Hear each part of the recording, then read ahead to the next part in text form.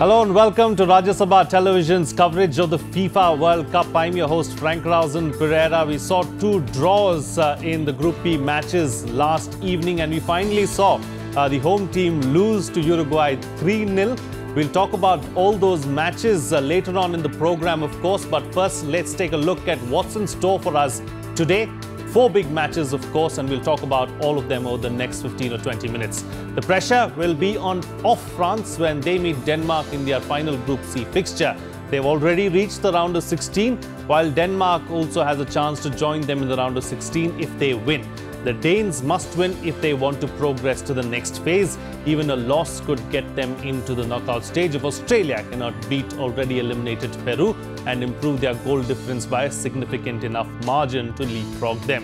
With Yusuf Poulsen suspended, coach Age Haride will be forced to reshuffle his attacking lineup. He will also be hoping to see Denmark improve their possession-based football in the final third of the pitch.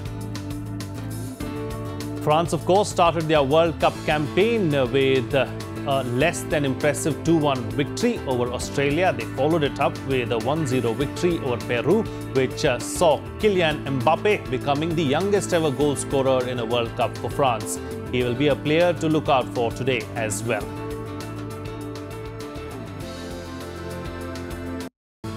And joining me in the studio today to talk about these matches is Nilanjan Datta, senior sports journalist, and with us is Jyoti Barrett, former Indian national player. Thank you to the both of you for joining me on the program today. Pleasure. Nilanjan, let me start off with you first, of course. In this particular match, Denmark versus France, what's likely to happen here? Loving the mind games which are being played, especially from the Danish camp. Nowadays, with modern football, every pre-match build-up is more or less the coaches saying, okay, they are a good team, we will be playing well, playing to our strength. Here's a Danish coach who's gone out of the way, criticized Paul Pogba's call of bringing his hairstylist from London, flying to Moscow. He has went on record to say France are not a good team. So loving this mind games, but maybe France would be tempted to some rest of the players, Matuidi, Paul Pogba, you never know. A huge day for Denmark because it was on this day, history states, they won in 1992 the Euro finals, and I'm sure a call from dad, Peter, to the present goalkeeper would be coming, son, this was the day we did it. You can beat France. Indeed. And as far as the formation is concerned, Denmark is most likely to play a 4-3-3 kind of a formation. If you can have that on our screens now, we'll take a look at that as well. Of course, France likely to play a 4-2-1-2-1 kind of a formation. Very different styles as far as these two teams are concerned. Jyoti, as far as the style of play is concerned, Denmark, of course, more a defensive kind of play that they are used to, whereas France will go all out in attack, won't they? It'll be interesting to see today because one team is obviously fighting to qualify for the next round, whereas the other team has a slightly more comfortable position in the group. So although, France always lines up attacking and, that's how they play, but Denmark's going to be very attacking today, and that's the only way they'd like to carry on the winning momentum as well to the next round because they won the first two matches, but not convincingly. They'd hope to perform better. Not convincing victories, and going up against a tough opponent today, it's going to be a challenge for them. But I'm sure they're going to be ready. Player to watch out for as far as France is concerned, Kylian Mbappe, would you think? A youngster who's done well? Why not? Why not? I would still want Paul Pogba to play because there's a different kind of a theory that maybe you rest players, but when you have the winning momentum, why destroy it? My opinion. Sure. And as far as Denmark is concerned, Jyoti, the strikers will have to do well today if they have to win this match, isn't it? Yes, they have to score and they can't miss any opportunity they get today because there are going to be few. So they are going to have to be on point, but the defense of the French is, it's good. So they're going to go up against a wall. Indeed, they are going to go against a wall. It remains to be seen how the defenders, of course, Varane and Umtiti perform in today's match. They will be tested because Denmark will indeed go for the win. Moving on to the other 7:30 match today, of course, where Australia will play Peru while France takes on Denmark. It is a must-win game for the Socceroos, who will also be hoping that Denmark lose to France. Even if both things happen, the Aussies know that they need to win big to get through on goal difference.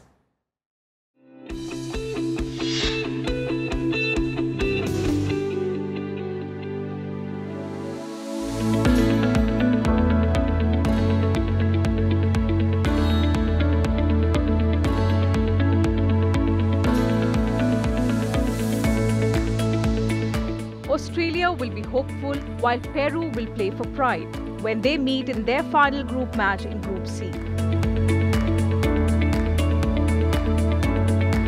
The South Americans came to Russia with high expectations after making their first World Cup in 36 years, but are already out of the competition, having lost both their matches. However, they can take consolation in the fact that they troubled the mighty French and Danes in their narrow 1-0 defeats. Against the Socceroos, they will be hoping to give their fans some goals to cheer.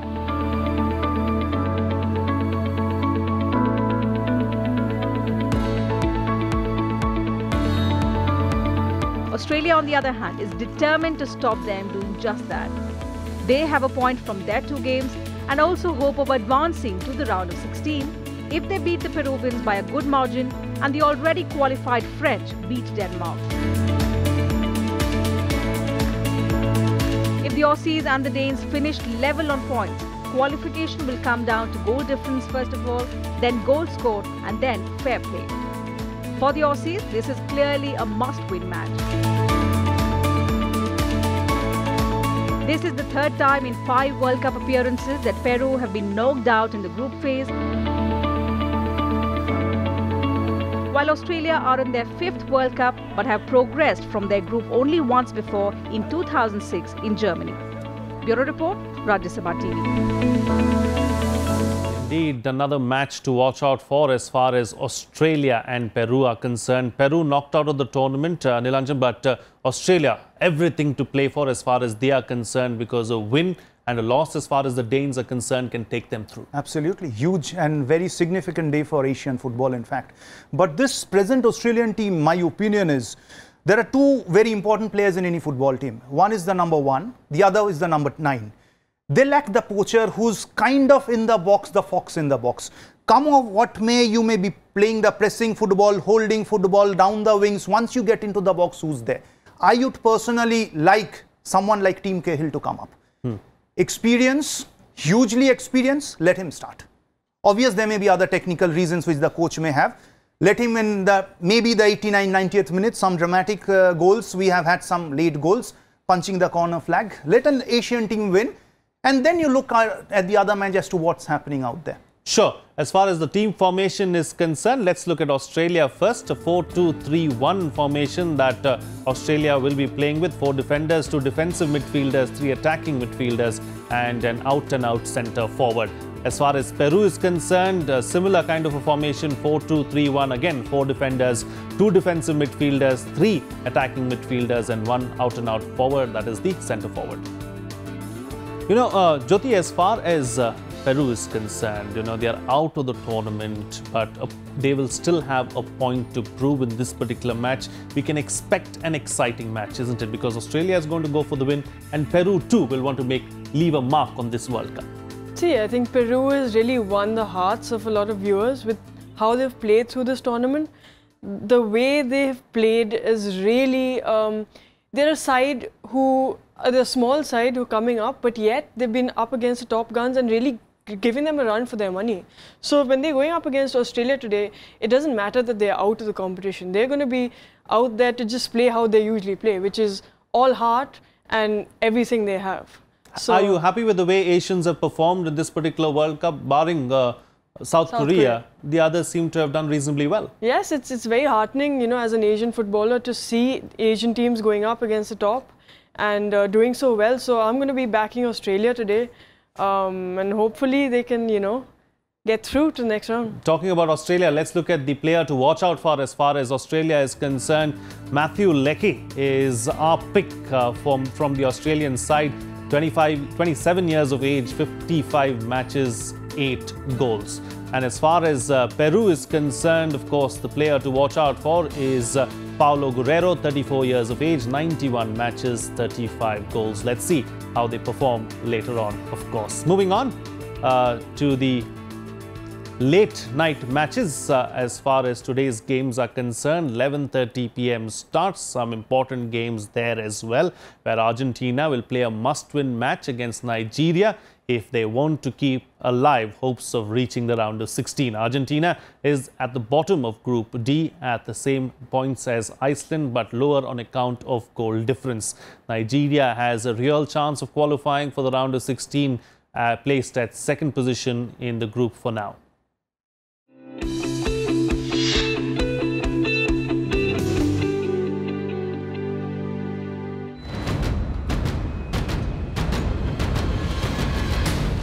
Argentinian captain and star Lionel Messi has so far looked stressed and out of his best form at the World Cup.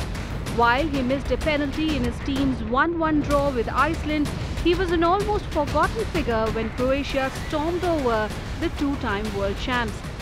Within 11 days, the scales have tilted and Argentina is now looking for a two-pronged survival, beating Nigeria in their last group game and beating them big.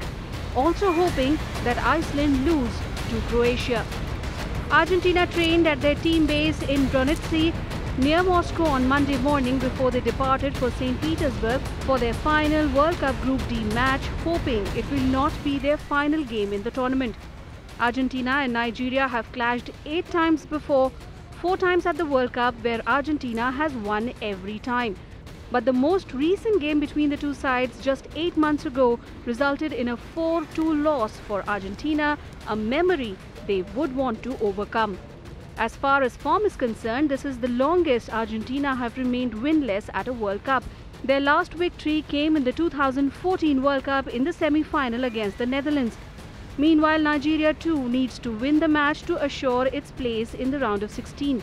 A draw with Argentina in case of Iceland's victory over Croatia will tie the two on 4 points and leave the advance to the next round to goal difference. Rajya's report for Rajya Sabha TV. Well, let's take a look at the formation as far as Argentina is concerned. First, that's on your screen right now. Argentina likely to play a 4-2-3-1 kind of a formation. 4 defenders, 2 defensive midfielders, yet again 3 attacking midfielders and 1 out and out forward. And that forward today is likely to be Higuain and not Aguero. As far as the team news is concerned, Nilanjan, all newspapers saying that Higuain could possibly start in place of Kun Aguero today. Any surprises, or do you think that's the right choice? Maybe yes, maybe no, but it's not only the strike force which they need to change. The entire mentality needs to change. All sorts of reports of the team being divided coming out in all over the social media, the internet. We are not sure sitting out here what it is. Lionel Messi needs to get himself much more involved in the match. Take a leaf out of the book of Luka Modric. Fall down, get the ball, back pass again to Otamendi, move into the center, back pass again down the flanks, one center into the box. No matter whether someone's there or not, the confidence needs to come back. I believe Messi, whenever he's getting the ball, is feeling he needs to dribble past 4-5 footballers, put it into the net. Why? Calm down, take your time, you are too good a player. You will have 4 to 5 shots. Any good player, Jyoti will agree, right, will have 4 to 5 shots within the target in the match. The quality is there. Play the waiting game, and once Messi is involved, LM10 is involved, it plays in the minds of the opposition. Hey, the guy is playing. Sure. He is not being feeded. The supply line has been chopped off. Argentina needs to do that. Yeah, he shouldn't try too much is what Nilanjan is saying. You know, just get the ball in the box and try and score the goal like some of the others have done. Ronaldo and Luka Modric have done that for their respective teams, and their teams are doing well thus far in the tournament. Nigeria, let's take a look at how they will line up in this particular match. Most probably a 4-2-3-1 kind of a formation, similar as that of Argentina. So tactically, it will be an interesting game to watch. 4 defenders, 2 midfielders, 3 attacking midfielders and 1 out-and-out striker. You know, as far as Nigeria is concerned, you know, Jyoti, they've been, impressive in spurts. They have done extremely well thus far. They have a great chance of proceeding into the next round. Musa seems to be in great form as well.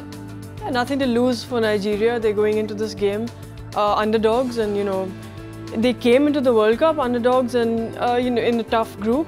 They're quick, so this is a very quick side, and I feel that's something that Argentina are going to have to think about, because Nigeria is going to be looking for counters and attacking on that counter, and we've seen how quick Musa is. So I think with their change formation as well, they played a different formation in the last game. So I don't know whether the formation they're playing today is going to work for them as well as it did in the last game. Absolutely. But it'll be interesting to see. They're going to go all out, and I want to see if they get the counters right. And there's news that Di Maria could be starting today as well. He was left out of the previous match, so that could also be a factor because experience also at the end of the day counts. Of course, we'll have to wait and see what happens in that 11:30 p.m. start. Talking about 11:30 p.m. start, Iceland will be looking to beat Croatia to book its place in the round of 16.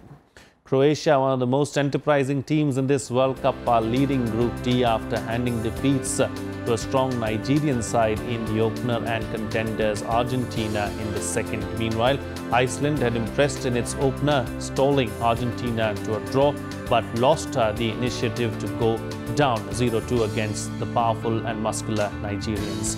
While they clash with Croatia, they will also have one eye on Nigeria's match against Argentina. A Nigerian victory would eliminate the World Cup debutants, but a draw in that match or an Argentina win would give Iceland a chance. Croatia, on the other hand, have already qualified to the round of 16. Advancing to the knockout stages of the World Cup would be the biggest achievement in Icelandic football history after failing to qualify at all 12 times earlier. Nilanjan, your thoughts on Iceland versus Croatia? Very, very tricky match. In fact, whom do you back? On one side, you want Argentina to qualify. On one side, you want Iceland to qualify. Very tricky. It won't be that easy. But Croatia are on a roll at the present moment. Again, the temptation to maybe rest some of the players. Maybe that gives the Croats, the Icelandic, it gives Iceland a slightly more chance of getting it through. But you cannot have your eye on the other match. Do and focus and do your job in this match and then look around. Jyoti, are you going to go with the underdog today or you would like Argentina to go through? Well, I'm a bit torn because I'm an underdog person, but I do want to see Messi continue his run in this World Cup, I think, because this is his last World Cup. So I'm very torn, I think Croatia are a very strong team, and the way they've played, they've been the most impressive team for me at least. So I feel that they're going to win today. Your dark horse as far as this tournament is concerned, Definitely. Or would that be another team, maybe Belgium? No, Croatia. I would say Croatia. Okay, all right. On that note, then we'll slip into a short break. On the other side, we'll take a look at the matches that took place last evening. Stay tuned. We'll be right back.